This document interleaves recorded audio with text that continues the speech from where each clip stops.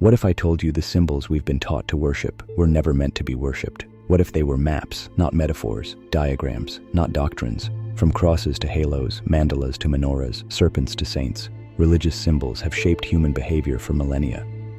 But here's the twist no one ever told you. These weren't arbitrary designs. They were based on geometry, frequency, and physics. They were original science. Let's start with something familiar: the halo. Every sacred painting, from Christianity to Buddhism, surrounds enlightened beings with rings of golden light. But what's that really describing? It's the electromagnetic field of the brain and heart, now measurable with instruments like EEG and magnetometers. Enlightenment isn't metaphorical, it's energetic. These halos are visual data. They show the bioelectric light field of a human operating in coherence. And the cross? Not just a symbol of sacrifice. It's the map of your body's energy flow, horizontal for the heart, vertical for the spine. The intersection is the 0 point, the now moment, the place where time, breath, and consciousness converge. And the serpent in every ancient religion, from Moses's bronze snake to the caduceus in modern medicine, that's not just a biblical creature. It's the kundalini, a spiraling energy rising through the spine, activating the chakras, triggering awakening. These symbols were never meant to divide humanity by belief. They were meant to train your perception, to teach you how to read the human body, mind, and spirit like a machine of light. But over time, the teachings were lost, the science hidden, the code encrypted, and the symbols, they became idols. The moment a symbol becomes sacred but its meaning is forgotten, it becomes dangerous. Not because the image itself has power, but because the ignorance surrounding it becomes power for someone else to exploit. Let's talk about the Star of David.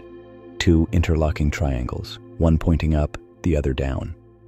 Most see it as a cultural or religious identifier, but it's actually a 2D projection of a 3D energy field. It's what happens when the upward movement of consciousness, masculine, meets the downward flow of manifestation, feminine. It's the Merkaba, a field of light surrounding the body, spinning in opposite directions, used in ancient mysticism to travel between dimensions. Not metaphor, mechanics. Or consider the lotus flower, revered across Hinduism and Buddhism as a sign of purity and rebirth. But if you look closer, it's a neural diagram. The way the petals open mirror how the pineal gland unfurls during certain frequencies of meditation. The lotus wasn't just a flower, it was an anatomical reference. And then there's the anointing oil used in sacred rituals. In many traditions, this oil, fragrant, golden, precious, is placed on the third eye or the crown. Why? Because it mirrors the sacred crystalline oil your body produces through the spine during deep states of alignment. In esoteric Christianity, this is the Christos oil, a real secretion from the brain that, when preserved, rises and activates the higher faculties. These aren't myths. They're scientific metaphors, encoded into stories, rituals, and images, so they could survive the dark ages of understanding. But now, in the age of information, we're beginning to decode. We're realizing that religious symbols aren't just decorations. They're blueprints, each one a diagram of internal technology, each one a forgotten user manual for the human light body, and the biggest lie, that they were ever about obedience to something outside you. Let's go deeper, because once you start decoding symbols as diagrams, you realize something unnerving. They were never hiding the truth. They were putting it in plain sight. Take the tree of life from Kabbalah. To the untrained eye, it looks like mystical geometry. But when overlaid on the human body, it becomes something else entirely. A map of your energetic circuitry. Each sphere, or sephira, represents a center of consciousness. Each line is a pathway of flow. It mirrors the chakra system, the endocrine system, and even the ascending stages of brainwave states, from survival to transcendence. This isn't religion, it's electromagnetic engineering. And what about the Buddhist mandala? A beautiful circle, layered with symmetry and detail. But it's not just art. When analyzed scientifically, many mandalas contain accurate representations of toroidal energy fields, the donut-shaped pattern of energy that flows through and around every living being, planet, and even galaxy. Mandalas are top-down views of reality's structure. Then there's the ichthys, or Jesus fish, a symbol of early Christianity. But break it down, and you'll find it's a simplified vesica piscis, the shape formed when two circles intersect. This form encodes the golden ratio, the root of sacred geometry, the structure from which light and sound harmonics emerge. Why would early mystics embed this in a symbol for divinity? Because they knew creation is geometry in motion, and divinity isn't far away. It's coded into frequency, proportion, and form. The same goes for communion. bread and wine as the body and blood. But what if that's a metaphor for carbon and plasma? What if the ritual isn't about external saviors, but about the transmutation of matter and energy within you? You start to realize, religious symbolism didn't begin as dogma. It began as science disguised as story.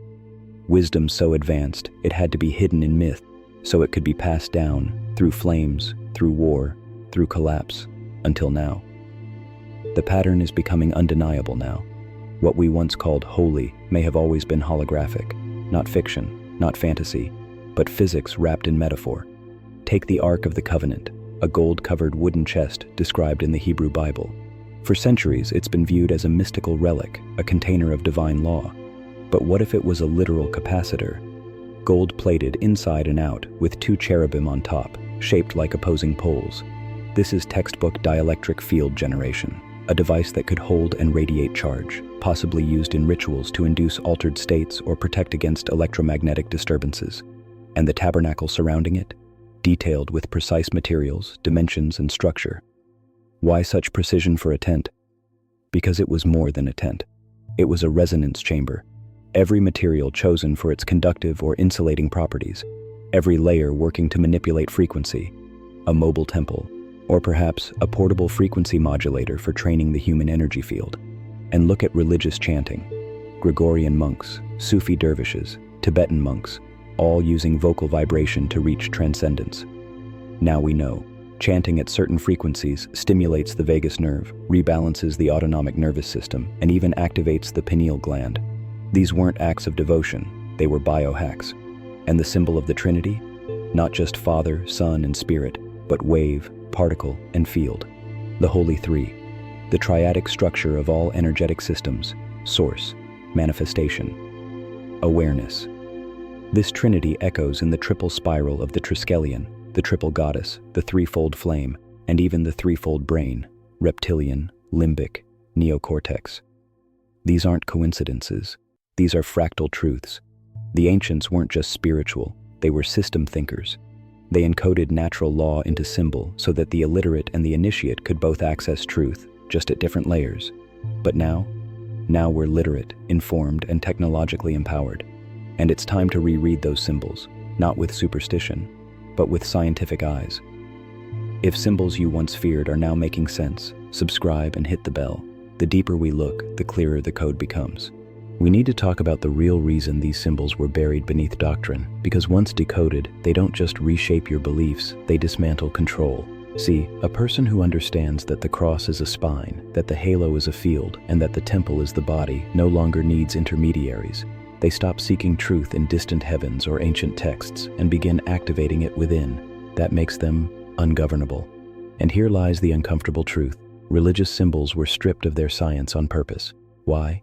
Because a symbol loaded with sacred geometry, resonance mechanics, or energetic anatomy is a tool. It empowers. But a symbol detached from its origin becomes a totem. It controls. Think about the rituals that remain. We kneel, we bow, we fold hands, we close eyes. These are all neurological postures.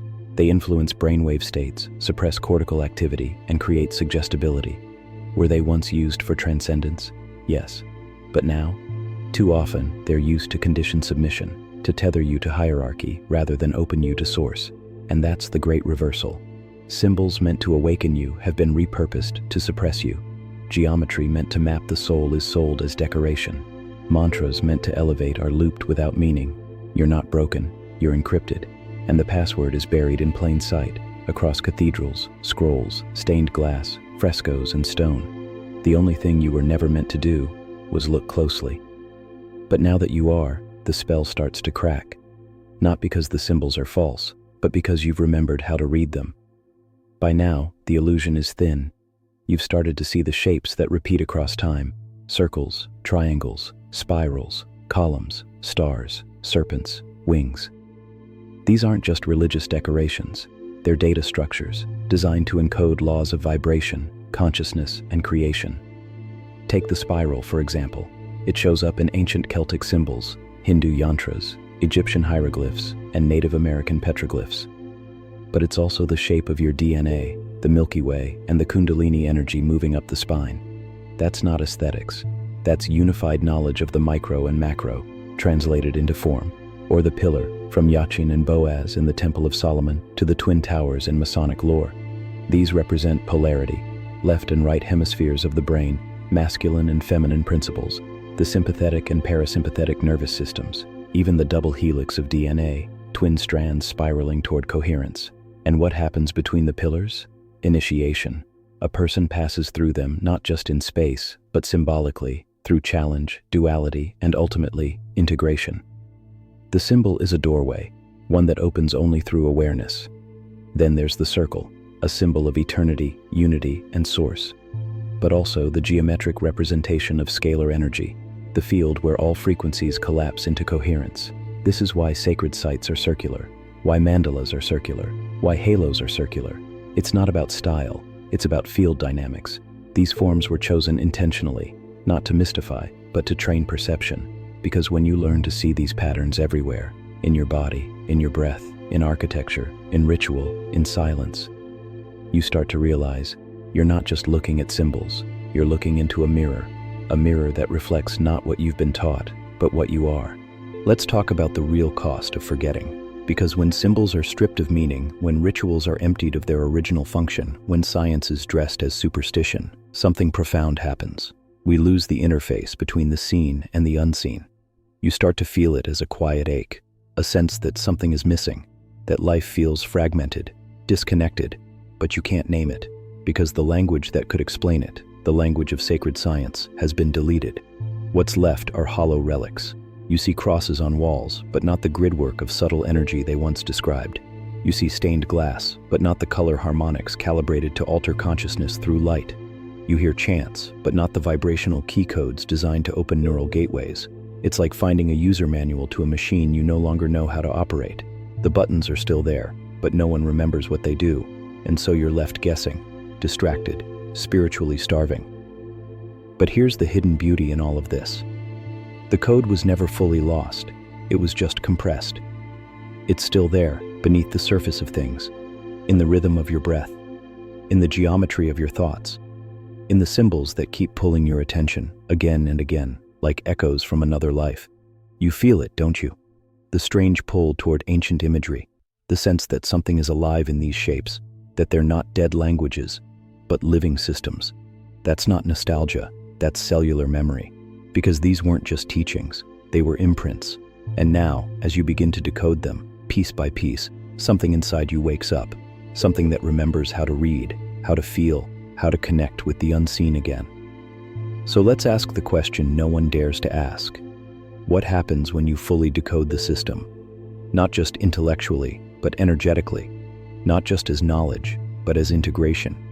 Because once you understand that religious symbols are scientific diagrams, that the cross is a neural map, the lotus is a glandular code, the halo is a light field, and the serpent is life force, you stop worshiping them and start activating them. You stop looking outside for salvation and begin aligning your own energy, geometry, and frequency from within. And that's the moment where real danger begins, not to you, but to the systems that feed on your disconnection.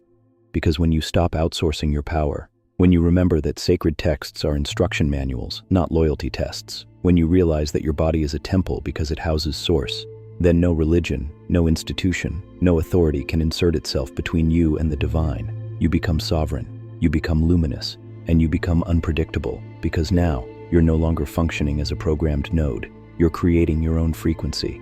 And let's be clear, this isn't about rebelling against belief. It's about going beyond belief into embodiment. It's not about rejecting rituals. It's about restoring their true function, to synchronize you with the architecture of creation.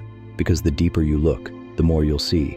Every spiral, triangle, circle, and glyph was never just art. It was always a circuit diagram for your thoughts, your energy, your awakening. The only question is, will you run the code, or let it gather dust in the pages of history? So here we are. After thousands of years, buried beneath doctrine, ritual, and translation, the truth is re-emerging, not from pulpits, but from within. Religious symbols weren't designed to divide us. They were designed to remind us of structure, of harmony, of resonance, of how this body, this mind, this spirit, all align with the patterns that build galaxies. They're not superstitions, they're systems. And now that you're seeing them with new eyes, you start to feel the subtle electricity of recognition, not from memory, but from something deeper. something ancestral, something encoded. Because awakening isn't about learning something new, it's about remembering what was hidden in plain sight. The real conspiracy was never about keeping knowledge away. It was about making you believe it wasn't yours. But here's the twist. Now that you've started to decode, you don't need permission. You don't need approval. You just need the courage to trust your own perception. So look again, at that necklace, that stained glass window, that tattoo, that dream you keep having. Could it be a diagram, a message, a code? If so, drop it in the comments. Tell us, what's a symbol that's followed you through life? What image keeps showing up when you're most aligned, most afraid, or most awake? Because your symbol might be your key, and your key might unlock something for someone else. Let's decode together, one glyph, one pattern, one breakthrough at a time.